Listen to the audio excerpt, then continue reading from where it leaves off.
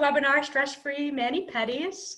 I am Katie Holland, and I am a Karen Pryor Academy certified training partner. I also work for Training Spot. We have a few other Training Spot people here. Jen and Tara are the owners, and we have Carm, and we also have Lauren here today as well, which is really fun.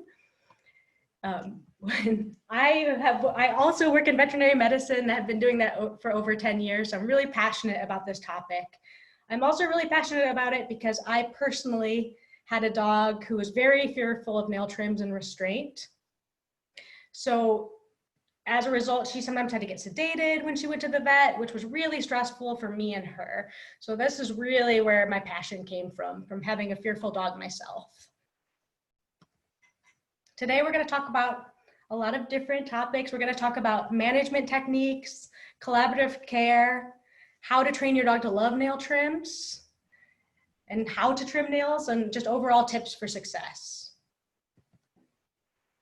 So the first thing I think about is, why do our dogs hate nail trims so much? This cartoon is an excellent example of why our dogs hate nail trims. This is often what nail trims look like. They go to the vet and they get forcefully held down while our dogs are really, really scared. Dogs also could have had a history of being quicked, a history of painful injections, also lack of positive experience with being handled in general. Sometimes it's the fear, dogs are more fearful of the restraint itself than the actual nail trim. So dogs actually really don't like hugs, especially from strangers like veterinary professionals. I also am a huge believer that nail trims are uncomfortable. So I think when we trim nails, we accidentally might pinch that nerve in their nails. And so we're going to talk a lot about tips for how we can minimize that discomfort when we're doing nail trims. So the first method we're going to discuss is the distraction method. This is a cute little puppy. So the distraction method is just like what it sounds. We're feeding our dog a high value treat while those nails are being trimmed. At the end of that tongue depressor in my mouth, there's some cream cheese on it. And the dog is licking that cream cheese while the nails are being trimmed. Lickable foods like peanut butter, cream cheese, and meat baby foods work best, but other treats can be used as well. While the dog is being handled, they should be constantly getting that food reward.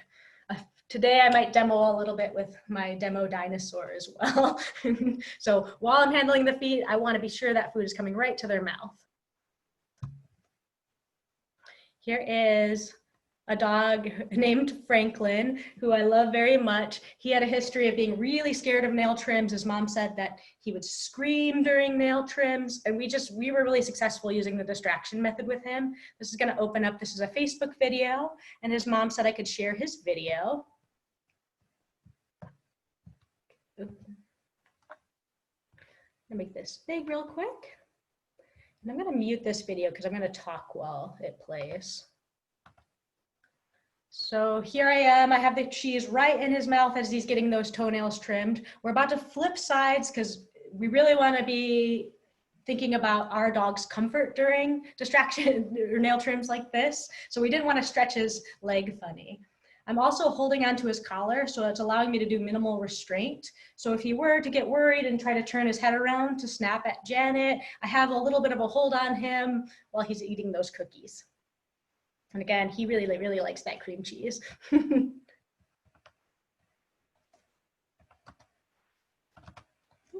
there we go. So this method looks simple, but it can take a little bit of technique to do it right.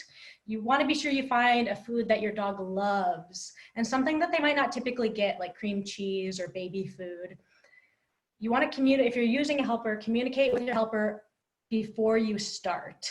So you don't want to, you want to be sure that if the dog stops eating suddenly, you tell that person trimming the nails, oh, let's give the dog a break. And you also want to communicate, all right, I'm reaching for the foot, start feeding, I'm stopping, handling, stop feeding, because you really want that correlation to be strong. Be sure the food is easy for your dog to eat. I see this a lot where they try to put food on the table while they're trimming the nails. And it's really hard for a dog. It's like doing a handstand. You're holding their paw up here and they're trying to lick the food down. It's much easier if you get that food right to their mouth.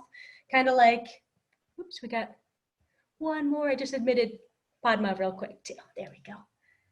So as you can see here, the food is lifted up, so it's at the dog's level instead of having the dog having to eat down on the ground right over here. Start easy when using this method, so you might cue your dog to sit and shake and lay down and really get them really happy and excited about training. I also like to start higher up, like start with touching your dog's shoulder and then move your hands down to their feet. Don't go straight to the hard stuff right away. Be safe when using this method. Okay. So this is a really funny viral videos that are going around right now. People putting saran wrap on their head with peanut butter.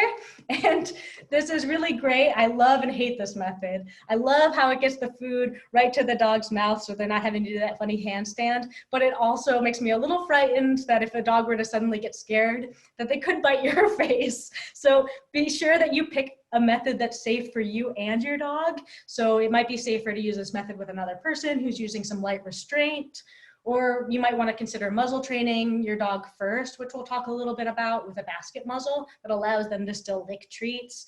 But if you were to accidentally quick your dog, it keeps you a little bit more safe. This is an excellent video that shows the distraction method done really well, where she really breaks it down. She gets this all done in one session, but she also doesn't go right into trimming the nails right away. This video also has a little bit of growling and growling sounds in it. So if your dog is sensitive to that noise, you might want to feed them treats as this noise is happening, or go ahead and mute it while the video is playing. So again, while you watch this video, notice how well they work together as a team.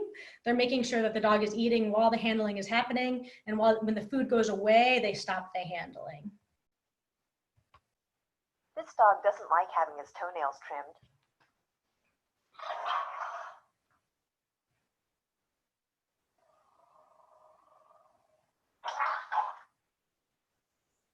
We'll take a few minutes to counter condition him. First, I give him treats without handling him in order to change his emotional state. Now that he's happy, we can start the desensitization and counter conditioning. And you're just going to feel his feet while I'm giving treats. Okay. So go ahead. The assistant should wait until the dog's occupied with eating before she starts handling, and then stop handling right before the dog finishes the treat. This way, the dog's attention is focused on the food the entire time he's being handled, which lessens the likelihood that he'll try to bite the handler. Notice that our timing is off the first several times, and then we get our teamwork down better. Our goal is to always keep the handling at the right level so the dog doesn't even seem to notice that he's being handled.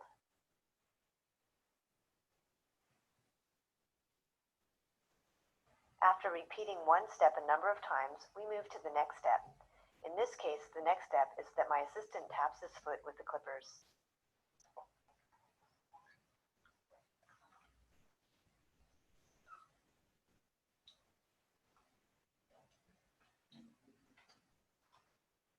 In between handling bouts, wait long enough so the dog can understand that handling equals treats and no handling equals no treats. He should be looking expectantly at you for more treats.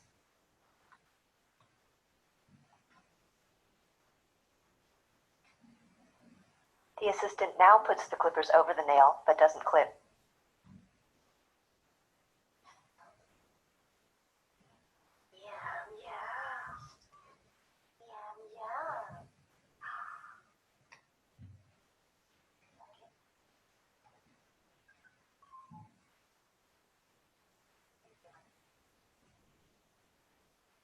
And finally, she clips his nails while he's getting a treat.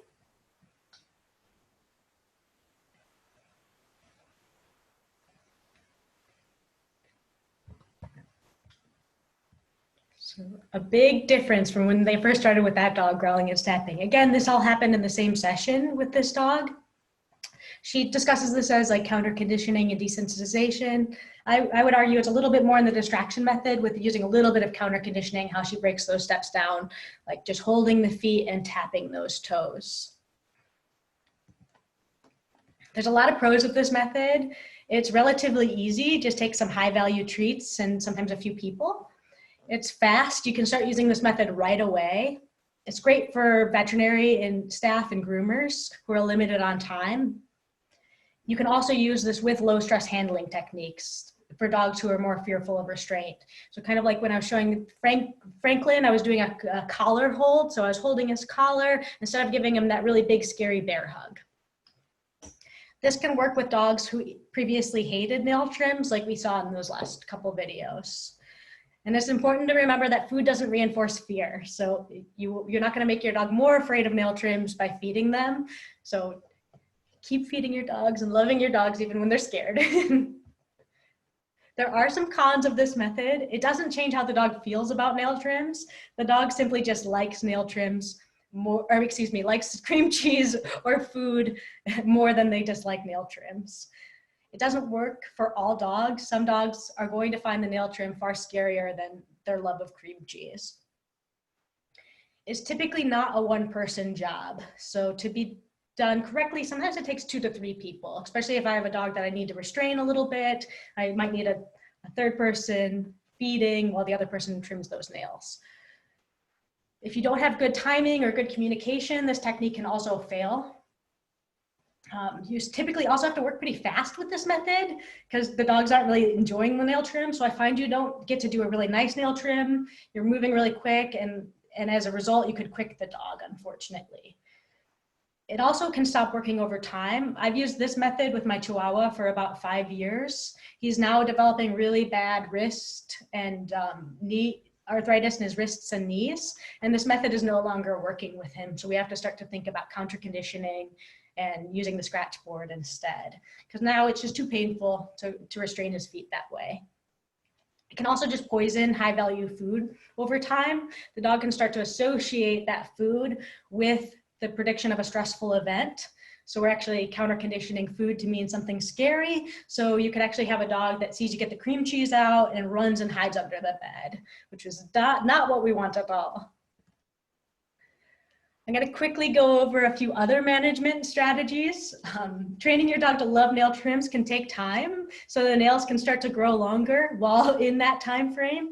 So one method is you find a really nice vet or groomer that's able to do it safely and humanely, possibly also using some sedation or some other anti-anxiety meds to make it a little bit more humane for your dog.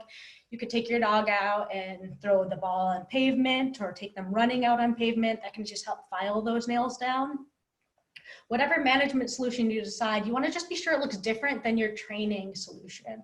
So if I'm working on training my dog to love nail trims, I don't really want it to happen in the same place where a scary nail trim might happen. So that might mean that I have the vet and the groomer do the nail trim and I step out of the room so I'm not associated with it while I work on training my dog to love it at my house.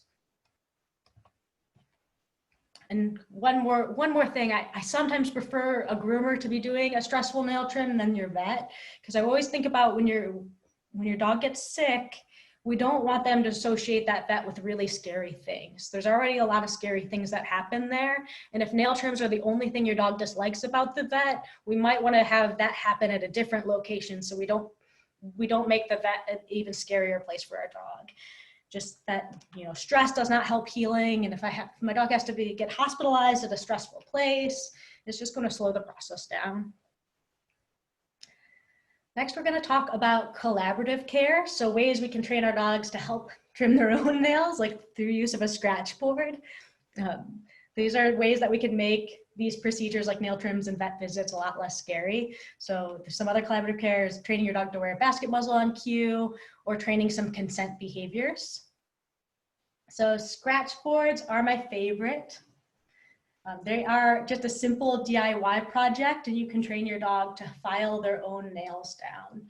I've made several little scratch boards. These are just literally a board with some sandpaper attached.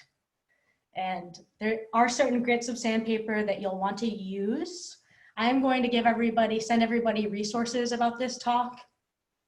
So I'm going to include how to make a scratch board and how to train your dog to use the scratch board for everyone, some videos. So don't worry about emailing me. I'll go ahead and email you later this week with all those resources.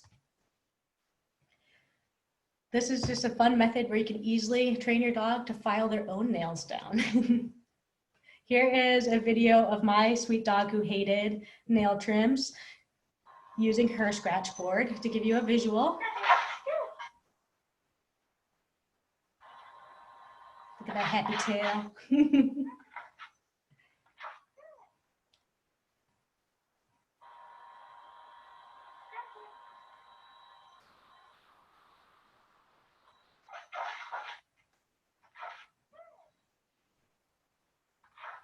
The trainer that she had to scratch with both feet before earning that reward, excuse me. Nico would use this method with just her dinner, so you don't even necessarily need to use high value treats for this behavior, just any treat your dog happily works for.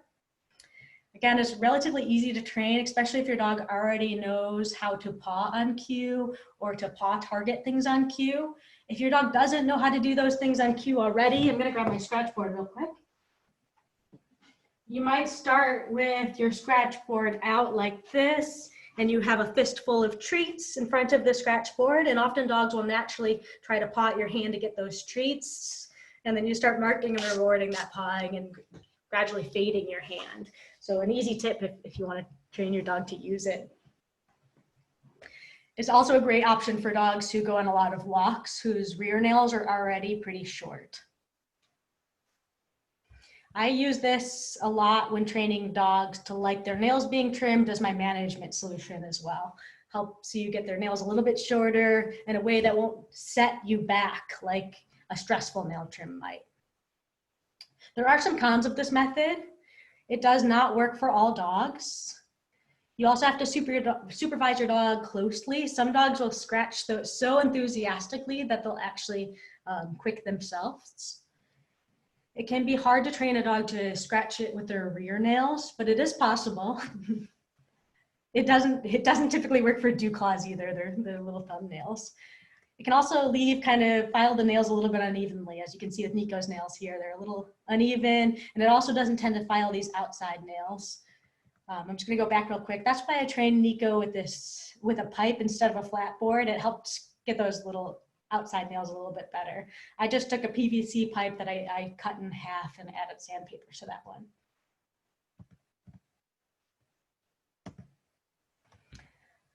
Another thing I like to think about is muzzle training, especially if it's the restraint that your dog fears more than the nail trim itself. So you can actually train a dog to love wearing a basket muzzle and put their own nose in the muzzle. It just helps fearful procedures go a lot more smoothly. Your dog will already feel safe and comfortable wearing it. And dogs, again, who wear muzzles need less restraint, and the vets and groomers are able to do procedures a lot quicker. I also think it changes the emotional state of the people working with the dog. If you're worried about a dog biting and the dog is wearing a basket muzzle, your general anxiety level is going to be down a lot. And as a result, your dog's really going to feed off of that.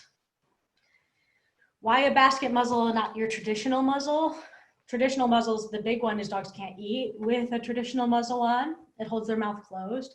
They also can't pant or bark or growl or do any of those normal things that help dogs feel safe.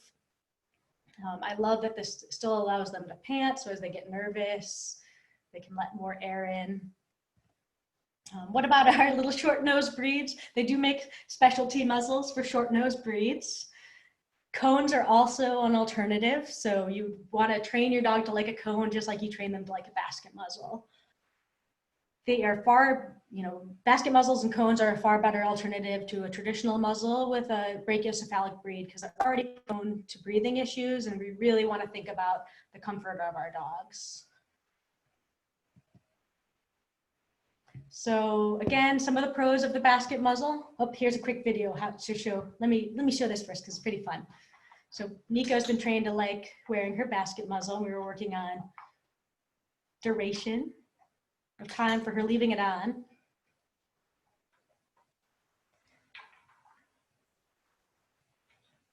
And look at how she eagerly puts her own nose in that muzzle and wagging that tail the entire time.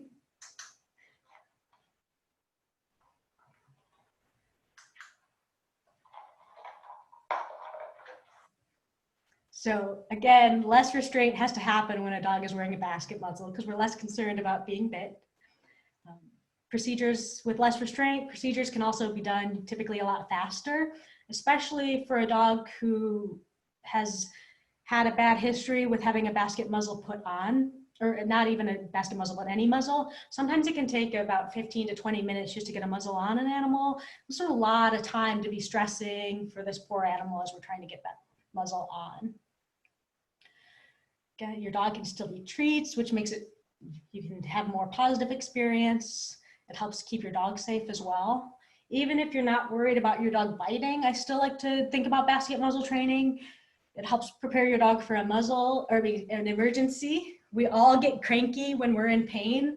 So if you have a dog that already is basket muzzle trained, you're gonna feel a lot safer with dropping them off in an emergency situation.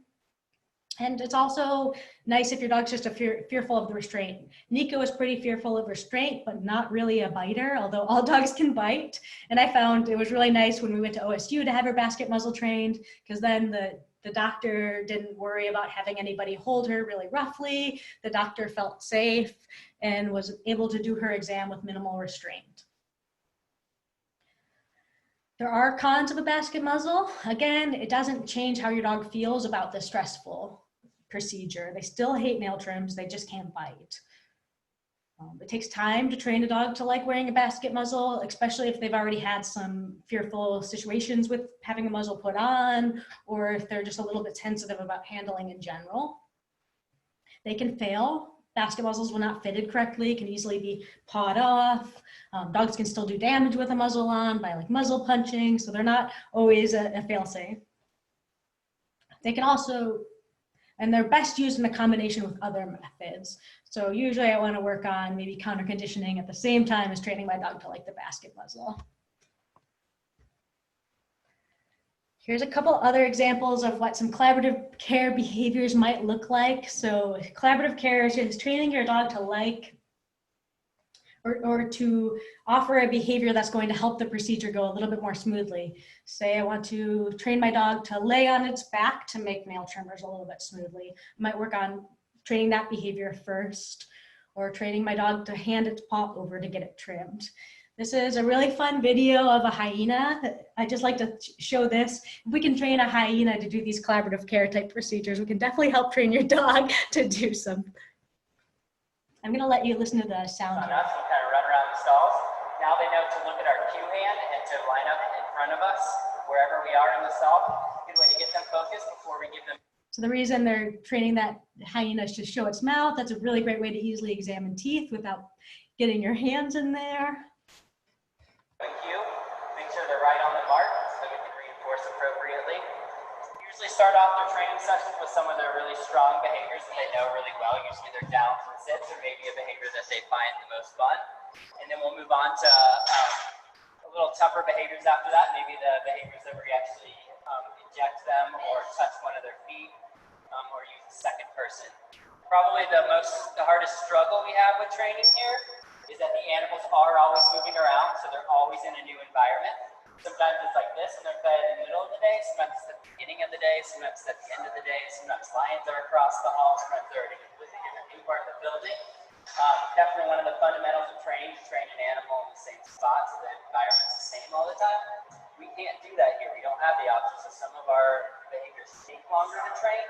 But we found that even though it takes longer to train them, in the long run they are much stronger and more consistent behaviors because the animals have done it in a myriad of situations when they learned it. They're fine with banging on the doors, people in wheelchairs, big cameras. They can be pretty focused. Now, I think it's probably our most high-strung. He is our subordinate male, so he's subject to attacks by the other animals at random times to establish their hierarchy.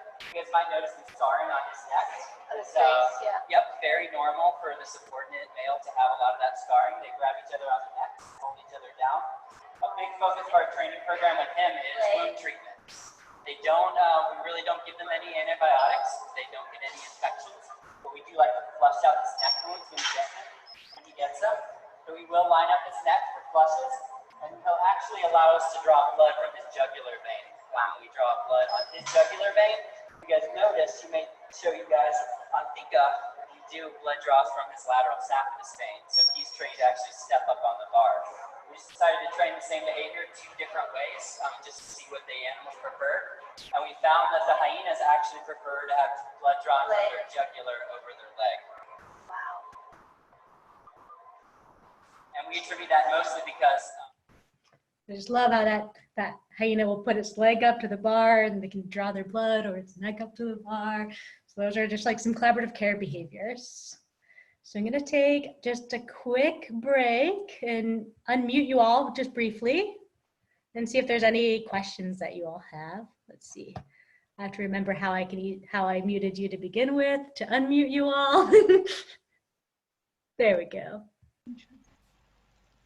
Any questions anybody has? I have one, Katie. Yes.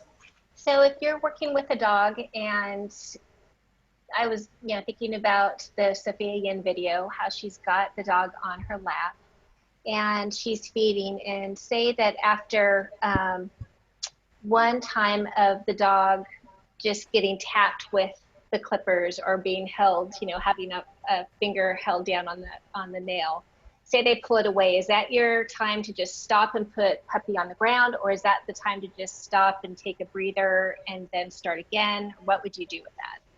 Yeah, so you definitely want to stop and take a breather. You might, kind of like when she started the video, she's talking about just feeding the dog treats. She might go back to just changing that emotional state again, feeding a few treats just for sitting in her lap.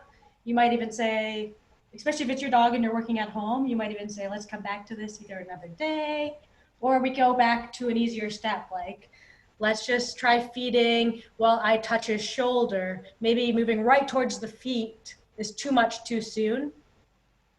Okay. Some dogs. And then again, this distraction method, I find it just doesn't work for all dogs. Again, their fear of that nail trim is just too much. So the training them to love the nail trims might be just the better method for them. Okay. Because it is a little bit of trickery in this method, where it's kind of like, just keep thinking about this food, keep thinking about this food. Right. Yes. Yeah, that makes sense. Okay, thank you. It's a great one. Katie, I have a question. What if the dog is sensitive to the sound of the nail clip and actually does fine with everything leading up to that point, but the second the sound of the clip happens, like even if it's not on them, if they're watching another dog get their nail clipped, it's just that sound is like, not doing it. That's a really common trigger for a lot of dogs, and that's why I really like working with pasta noodles and nail trimmers.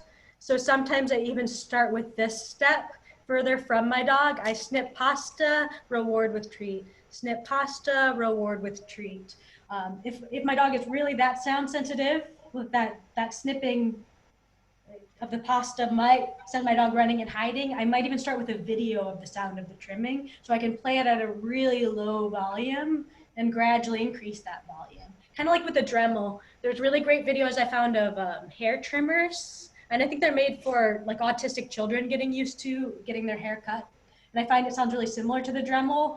When I'm getting a dog used to the Dremel, I usually start with it on a low volume, like recording the sound before actually working to the Dremel, because they're pretty loud. I don't know why I had to demo with the Dremel. We all know they're loud. Does that help? But I love the pasta. And I'm going to talk more about how pasta can be helpful for us all too. It's helpful for me. I mean, literally. Couldn't survive without Pasta saves everything. It does. Any other questions? These are great ones. Oops, we're moving ahead on it. Perfect. Well, I'm going to continue. I'm going to put you all on mute again. But again, feel free to raise your hands or type in that chat box. Katie, I think Maria had a question, but she maybe was muted. Oh, whoops. Let me see. Unmute. Oh. Or we couldn't hear her. I would tell them it was. Hello?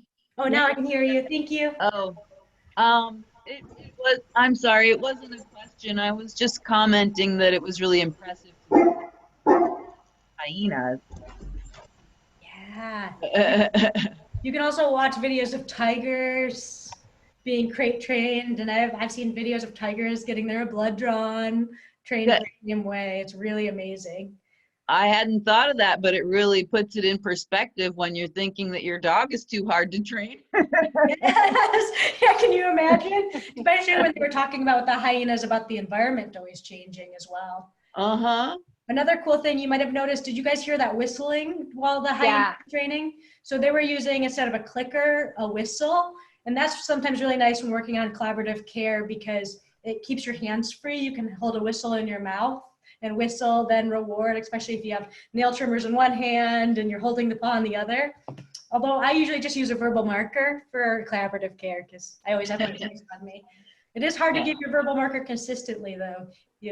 I've watched lots of videos of myself, and as dogs allow me to start trimming their nails, my verbal marker, it goes like this, it's like, good, it gets really excited. I think of it consistently. Anything else before I continue? Right, thank you. Thank you so much, Jen, for catching that.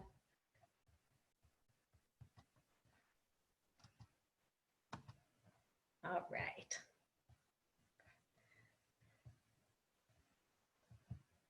Minimize that real quick. It's in our way. There we go. I'm going to minimize over here real quick. So we can also train our dogs consent behaviors. And this is a really cool new movement in the dog training world. They're already doing it a lot with zoo animals. I think that this might be a crossover from a lot of zoo animal stuff at the shed. They are also called start button behaviors. So consent or start button behaviors allow a dog to communicate, but the dog can say, all right, I'm ready, keep going, or stop. It allows our dogs to talk to us without the need to growl or snap or bite. So examples include a chin rest like Bear is doing here. So Bear was trained to keep his chin rested in his mom's hand while the vet examines him. So he keeps that chin rested. If he lifts it, she asks the vet to stop. And then when he's ready again, he can put his chin back down.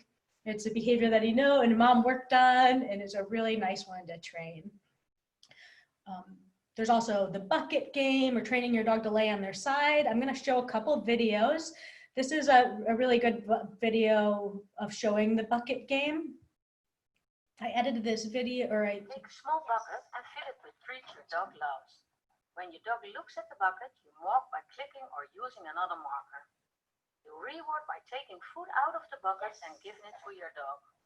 If your dog focus isn't on the bucket, you wait until it is and reward looking at the bucket. Repeat this over multiple sessions. Step by step, train until you can move your hand towards the ear while your dog is looking at or touching the bucket. Next, work on touching the ear, flipping it, opening the tube, etc. You can only continue doing any of these things as long as your dog looks at the bucket. The dog will learn he can influence your actions. Learn gets to decide whether I continue doing something she considers scary. I stop immediately when she lets me know it's too hard for her, by looking or moving away from the bucket. When she looks at the bucket or touches it again, I resume the procedure. So I love this because things are often less scary or less painful when we feel like we have a little bit of control over. It's not letting me go back into full screen. I'm just going to exit out and back into full screen.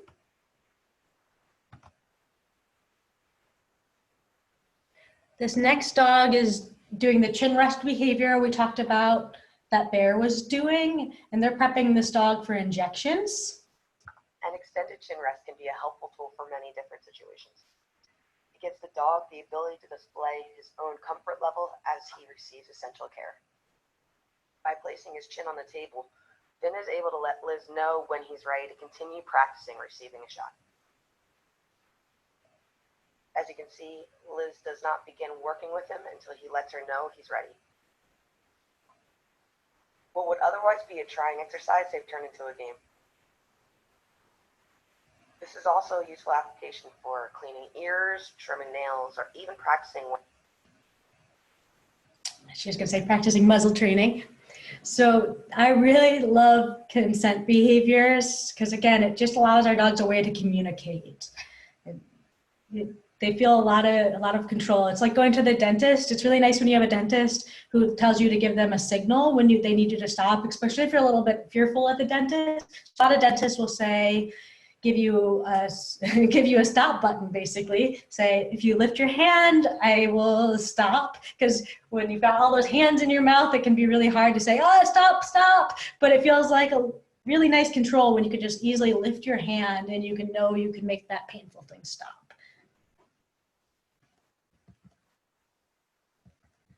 Let me go back for just a sec. Perfect. Now we're going to talk about the really fun stuff, training your dog to actually love their nails being trimmed. This is also known as counter conditioning and desensitization. This method will train your dog to love nail trims, not just tolerate them. It's what I consider the gold standard method.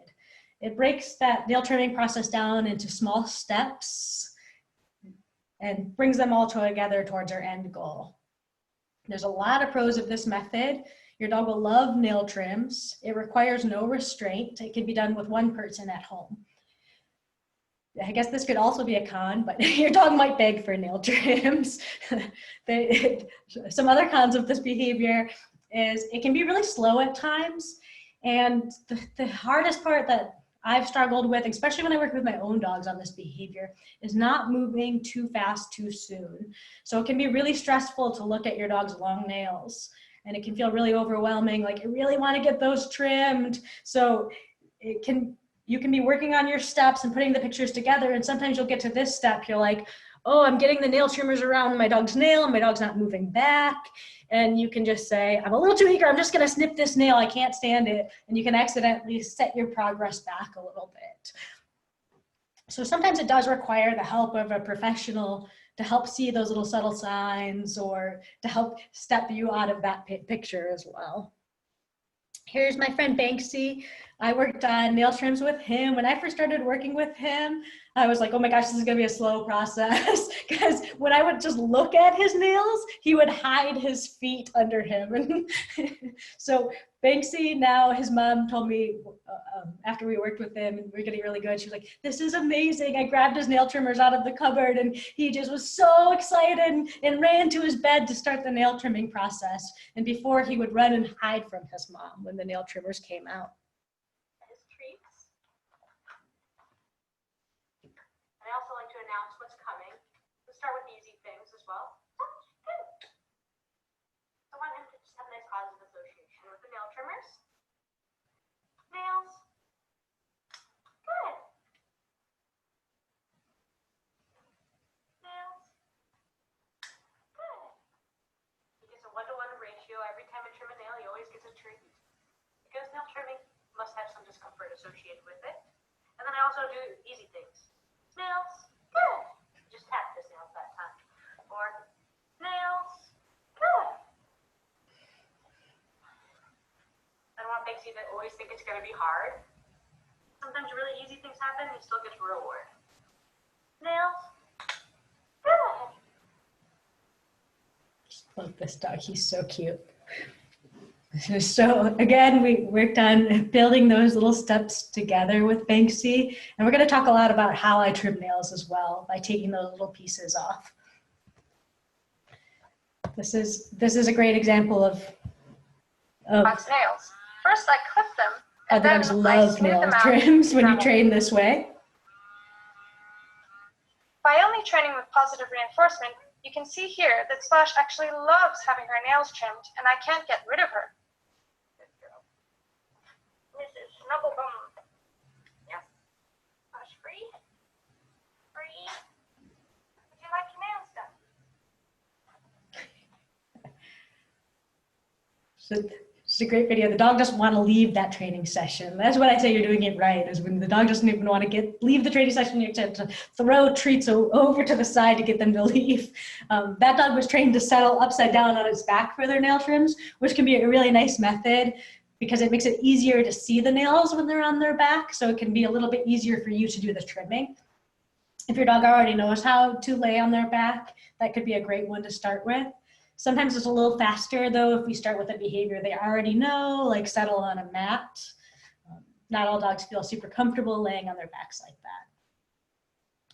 I believe that dog probably also had worked on this from the time it was a puppy, where Banksy had had lots of stressful nail trims throughout his life. So I really felt strongly about treating him every time I took a little piece of nail off. And later I might start to trim several little pieces, then a treat, but I'll probably would never recommend fully eliminating treats for him since he's had such a bad history of nail trims. So when you're working on counter conditioning, you want to break it down into small pieces. Then you want to be sure your dog is happy with every step before bringing it all together. We're going to go over how we train those step-by-step pieces. So first and foremost, you have to train them to like the equipment. So dogs are super smart. So I often hear people say the nail trimmers come out and my dog runs and hides, or my dog knows when they're at the vet. So if my dog hates the vet or hates the sight of the nail trimmers, we first have to train them to love that location or love those tools. So to do so, I'm gonna again use my demo dyno. What I would just start with is I'd have nail trimmers behind my back. I'd show the nail trimmers, good, and then reward. Show the nail trimmers, good, and then reward. I just want them to have a positive association with the sight of the trimmers themselves. Some easy ways to do that might be, you might leave your nail trimmers right next to your dog's food. So remind you, show the nail trimmers before you feed your dog. That could be easy to put it in your everyday routine. So it's really nice to make it easy for yourself as well. Once your dog starts to love the sight of the nail trimmers, you're ready to move it on and make it a little bit harder. You might work on moving the nail trimmers closer to them before rewarding, or cueing them to touch the nail trimmers with their nose or their paw, whatever your dog really likes to offer. I love this next video. This video is also going to open us up into Facebook. I couldn't find it on YouTube, but this shows what it looks like when you are ready to move on. So what does it look like when your dog loves the nail trimmers? I'm gonna make this one big as well really fast. Whoopsies.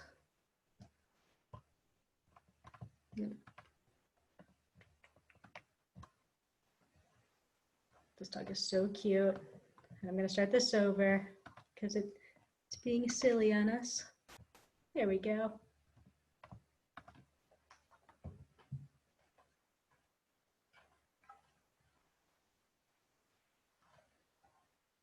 So she's showing this dog's novel objects and brushes. Dog doesn't seem that interested. But watch when she grabs the nail trimmers. Oh my gosh, it's that thing! It's that thing! Isn't it? This is the thing, isn't it? So you can tell that dog, she's been working on just showing the nail trimmers and rewarding her dog. And that dog is now starting to be like, yes, I'm ready. So your next step might be just training them to love the location. So you might just treat only vet or groomer visits if they're going to happen at the vet or the groomer, or if it's some other procedure your dog is fearful of. I like to joke, turn that treatment table into the treatment table. If you plan to do the grooming at home, you want to first pick a location that you want your dog to have their nail trims done at, and start rewarding them in that location and rewarding the position you want them to lay in. So like Banksy, I just kept him in his normal laying down position, was able to access his paws. I usually like to think, you want to think about your comfort as well. So often I'll do this on an elevated dog bed, or I might train my dog to get up onto the couch on a specific settle mat, which means husbandry behaviors are going to happen. So picking that location and teaching your dog to love that location. So next you have to just work on training them to like their paws being touched. So when training a dog to like certain body parts being touched, I want to start with easier parts of their body, like maybe their shoulder or their neck or areas they like to be touched, and then start to work down towards their feet. And I'm going to just touch that body part and then reward. So touch, good, then reward. You could also start with touching their feet to begin with, but you probably won't touch their feet. But what it might look like is, I reach towards your foot, good, I reward. And there's also other steps in that. I'm looking at your foot and I'm reaching towards it, and I'm going to reward as long as my dog doesn't pull their foot back. If they pull their foot back, I'm simply not going to reward. Gradually, you're going to work up at the pace your dog is comfortable with. You're going to work on, gently holding the foot, gently squeezing the foot, etc. I can't stress this enough. Work at your dog's pace. Train the dog you have today, not the dog you have in your head. So this is just a really important reminder for myself as well, that sometimes it seems like our dogs were doing really well with this one step 2 days ago, and suddenly we slid back a little bit. That's okay. Just go back to that step your dog was previously successful at. Don't try to push them too far too fast. It'll actually just make the training process a lot longer. You also want to work on just training your dog to like having their nails touched. So once they're comfortable with the paw handling, you're going to work on the nails. Again, you might start with that, I reach towards the nail, then reward, and then move up to the actual, okay, I'm going to touch your nail, now reward. I first like to usually start, especially if my dog had a history of being fearful with the nail trimmers itself, I might also work on just touching with a pen, then rewarding. So introducing an object. You might just first reward a few times for looking at the pen as well. And then you might work on longer duration. So my pen or my hand holds your paw a little bit longer before you get that reward. Once your dog is happy with fingers touching their feet and pens touching their feet, you might work on just tapping with the nail trimmers. And again, if your dog backs their feet away, that's just your dog saying, no, thank you, go back to an easier step. Tolerating is not the same as enjoying. I hear this a lot. I work on holding my dog's feet all the time. I don't know why he hates nail trims, but do you ever reward your dog while you're holding their feet? Many dogs will tolerate weird things that we do because they love us, but it doesn't mean that they enjoy it. So we might want to be sure, does my dog enjoy this? So for those of you who aren't sure if they're enjoying it, look for subtle signs of stress. So these signs can be very subtle. They can just lick their lips. They can just start to pant. The furrowed brows, a little whale eye where you're suddenly seeing the whites of their eyes. They stop eating their treats, or they're hiding their feet. They are leaving the training session. These are all signs that our dog is a little stressed. And sometimes those signs are going to look unique to your dog. So I videotaped sessions working with my own dog, and I noticed that as I started to move a little bit too fast, she would actually wag her tail really fast, which often you'd think a dog is enjoying it, but for her, it meant she was getting a little bit more nervous. When her tail wagged really fast, it was more of a, oh, please stop. So I wasn't making progress past a certain point because I was missing that little piece. For me, it was really helpful to video my sessions. Dogs are just stellar communicators. We really need to learn to read their language. They're very nonverbal. Putting all the pieces together. So once your dog's comfortable with holding the paws and tapping the nail trimmers, you have to kind of work on all the little pieces. So holding the paws while the nail trimmers come to your dog, holding while you tap the nails. And you might have to go back a few steps when you're bringing two pieces together. Some dogs will get worried when you hold the paw and then hold the nail trimmer. So you might just have to work on, okay, I'm holding your paw. Now you see the nail trimmers, reward. Nail trimmers a little bit closer, now reward. There's also some other things that happen when you trim nails. So myself, I tend to lean in pretty close because I want to be sure I do a good job and don't quick my dog. So as I'm leaning in close, we want to be sure we train for that. So I might be at this step where I'm sitting back here and I can tap the nails and kind of slide these around on my dog's nails. I might also want to work on, okay, now I lean toward the nail and look close, and then you get a reward. Again, always be willing to go back a couple steps if needed. Here is one more video of me bringing the steps together with Nico.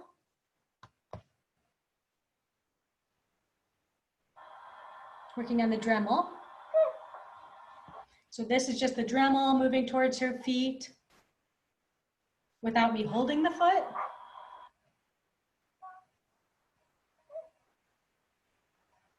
She's a little bit worried about the handling because she freezes a bit.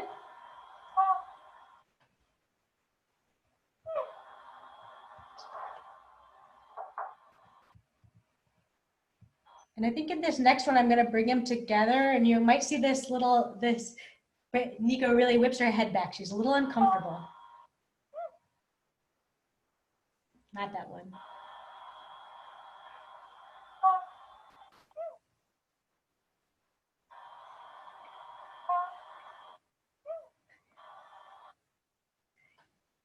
I missed where I had the dramatic head whip.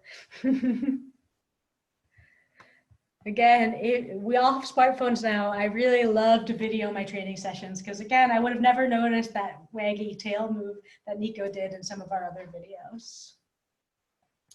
When you trim, I like to trim little pieces off at a time as opposed to taking large pieces off the nail. This goes back to that theory that I think nail trims are uncomfortable, and I think they're more uncomfortable when we take a large chunk off the nail. Because as we take that piece and as we're trimming with the nail trimmers, we're pinching that nail, and that nerve or their quick in their nail, I think it does cause some discomfort. So I really like this shaving method. And get some pasta. I find these macaroni type, I don't remember what type of noodles these are called, but the circle ones. These tend to work best, and they also kind of mimic the shape of the nail. They have that little point at the top, and you can practice shaving little pieces off. And you could also work on this step like we talked about with Carm, about just letting your dog hear this, or you trim the pasta noodles near their feet and then reward. So working on all those steps. Let me see how. Let's see, we're getting a little bit closer. Actually, I think I have time for this video. This is another fun Facebook video from this nail maintenance group that I'm in, where they really got a good video of how to shave just those little pieces off. I'm gonna try to make this big so you guys can see. She's also using a really nice brand of nail trimmers that I'm gonna include in the resources link that I give you. So she's just trimming the smallest little pieces off those nails, as opposed to taking a big chunk off at once. So not only is this more comfortable for the dog, you can see it's a lot harder to quick a dog with this method, especially a dog with black nails like this. They can be a lot easier to quick than our dogs with the clear nails. So again, she's gonna just take those little tiny shavings off. And I find dogs, I even try to use that method when using the distraction method. It's a little bit harder when you have to move fast, but I even recommend trying to use that method with the distraction method, shaving those little pieces as opposed to really big pieces. So let's see. So it can feel really scary when you're trimming black nails. So by trimming these small pieces, it can allow you time to see as you're getting close to the quick, especially with black nails. You see this little shiny spot here? This is a stop. You're getting close to the quick. That's what the inside of that nail looks like. If you have a dog who has really long quicks, it can help to do alternative cut lines. I believe that frequently quicking a dog actually makes their quicks longer, and it also make them hate the experience even more. So an alternative cut line, this is a great image. So you're gonna trim this lower part of the nail, and then you're gonna grind or just take little tiny cuts off the top part of the nail, trying to expose the quick a little bit more. So then as the dog's walking around, that natural movement is gonna help push that quick back a little bit more. Frequent nail trims are also gonna help recede quick. So you might just be trimming a little bit every week once your dog is loving the nail trims. Setbacks. I found this image online. I really love it. Just what do you think success looks like, what it actually looks like. Setbacks are gonna happen. You might actually quick your dog. You might just be like, I just want to trim that nail, it's so long. And then you come back and your dog is fearful again. And it can feel really defeating, but I promise when you're working at this, your setbacks aren't gonna bring you all the way back to square one. Sometimes it's gonna feel like it, but if you've had like a bad training session, what you might do is you might take a big break from it for a week or more and then come back. Sometimes I find when training sessions are going really bad, if I take a break, I come back and it's like, wow, we're making so much progress now. Just be gentle with yourself. Setbacks definitely can happen, or your dog suddenly has a stressful vet visit, unexpected things happen. The world is not perfect. Just go back a few steps and you'll quickly get you'll find success again. I also just wanted to discuss what to do when you quick a dog. Flour and cornstarch can help. They also make a product called Quick Stop that is has chemical cautery. Most Quick Stop products also have lidocaine or benzocaine in them, which can help numb the nail after it's been quicked, although those products do sting a little bit as they're applied. Ideally, you want to trim little pieces so you avoid quicking, and if you do quick, it's pretty minimal. But if you quick a dog, if you trim a little bit too much, sometimes those bleeds can be a little bit more severe that you might have to bring your dog into the vet for a bandage. But ideally, with those minimal clippings, we shouldn't do a really bad clipping of the quick. Also, don't panic. If you do quick your dog, take a deep breath, end with a treat party, and come back to the nail trim later. It can feel really stressful, but please don't stress. So go slow, use a combination of methods. You might just play around what your dog feels more comfortable with. You might have this one goal in mind, like I want to train my dog an upside down settle for the nail trims because that's going to be easier for me to see the nails, but you might find, this is a little bit slower than I want. Maybe it's easier just to train my dog to station up on the couch or some other elevated surface. Set goals that are easy for yourself to be successful with. Like, I'm just gonna put the nail trimmers next to my dog's food container to remind myself to show the nail trimmers before I feed every day. And you might say, today my only goal is to move the nail trimmers towards your paw without having my dog pull his paw back. Just when you think that session is going really well, that's the perfect time to take a break. Just when you're like, oh my gosh, my dog's doing amazing. You should end there. I really like to end before my dog walks away from that training session. Often it can be hard though. You want to push and push and push.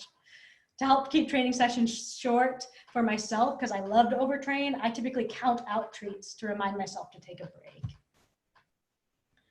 Alternate between easy and hard steps. We don't want it to always get harder and harder and harder. So like that video of Banksy, I was trimming nails and then sometimes I might just have him touch the nail trimmers or just tap his nails. I kept it really fun for him. And we ended with really fun breaks too, like here's a puzzle toy, here's your ball. So we kept it really fun. If you're feeling stuck, don't be afraid to seek out help from a certified professional dog trainer, somebody who uses positive reinforcement methods. And sometimes it's easier to have that other person there watching and providing some feedback. That could also be another family member. You could ask them to sit and watch your training session so they can look at the dog's body while you're focusing on everything else. And they might be able to point something out that you missed. Like, every time you tap those nails, he started lick clipping, I can't say that, licking, or he started to turn his head away. So those really subtle things that it can be hard to see when you're the one training. Or again, if you're all by yourself, I love videoing sessions. It makes it really easy to see your progress. Sometimes I also take little quick notes about my training session, because as you're working on this, sometimes it can feel really defeating. Like, I've been working on this for a month and I still haven't trimmed a nail. You can look back and say, you know what, when I first started, I couldn't even look at my dog's paws without him getting scared. So having those note takings can be really beneficial for yourself to remind yourself that I have made progress. I'm gonna go ahead and unmute you all. And make it so I can see you all again. Well, thank you. Does anybody have any questions about that, the little counter condition?